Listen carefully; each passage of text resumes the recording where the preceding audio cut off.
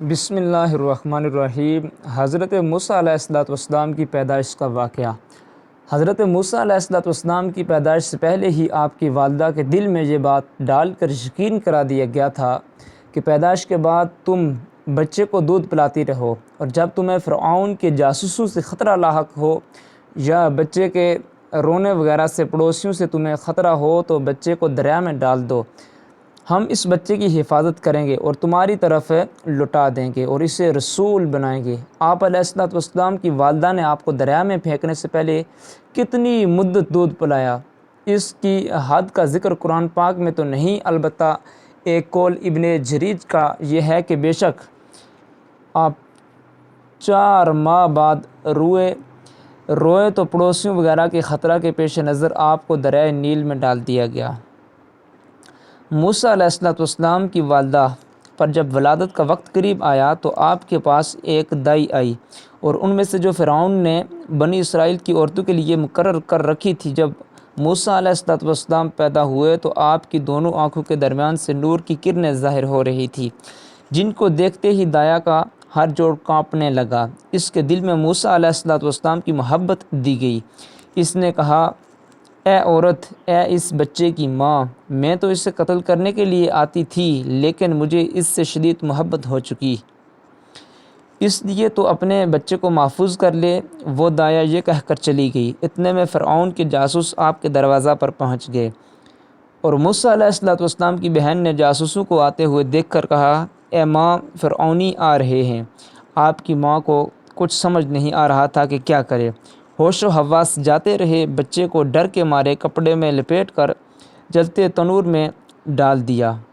جب فرعون آپ کے گھر میں داخل ہوئے تو جلتے تنور کی طرف تو وہ نہ گئے، اور گھر تمام چھان مارا، کوئی بچہ نظر نہ آیا۔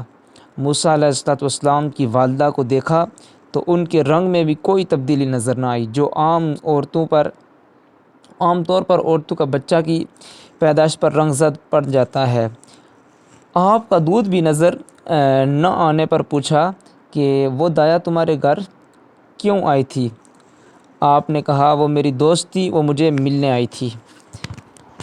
اور یہ کوئی جھوٹ نہیں تھا، وہ آپ کی دوست بھی تھی۔ جب فرعونی آپ کے گھر سے نکل گئے تو آپ کو ہوش آیا اور اپنی بیٹی سے پوچھا، بچہ کہاں گیا؟ یعنی آپ کو یہ بھی معلوم نہ تھا کہ بچے کو کہاں ڈالا تھا۔ بیٹی نے جواب دیا کہ مجھے تو کچھ پتہ نہیں۔ اتنے میں تنور سے آہستہ آہستہ رونے کی آواز آئی تو آپ نے دیکھا کہ بچے پر آگ ٹھنڈی سلامت ہو چکی ہے۔ انہوں نے بچے کو تنور سے نکال لیا۔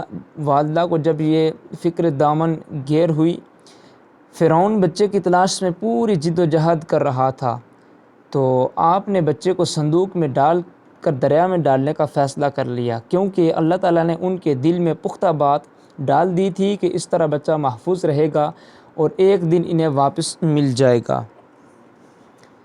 آپ کی والدہ ایک نجار کے پاس گئی تاکہ اس سے ایک صندوق حاصل کرے۔ اس نے پوچھا، تم نے لکڑی کے صندوق کو کیا کرنا ہے؟ تو آپ نے سچ سچ بتا دیا، اپنے بیٹے کو ڈال کر اس کو دریا میں ڈالنا ہے، ہو سکتا ہے کہ فرعونیوں سے بچ جائے۔ صندوق اس نے آپ کو فروخت کر دیا، لیکن بڑئی کے دل میں یہ بدنیتی پیدا ہو گئی، وہ فرعونی لوگوں کے پاس جو بچوں کو ذبح کرنے پر مقرر تھے کہ انہیں بتا سکے۔ جب وہ اس کے پاس آیا تو اللہ تعالیٰ نے اس کی زبان بند کر دی۔ وہ ہاتھ سے اشارہ کر رہا تھا، ان لوگوں نے اسے پاگل سمجھ کر مارا اور بھگا دیا۔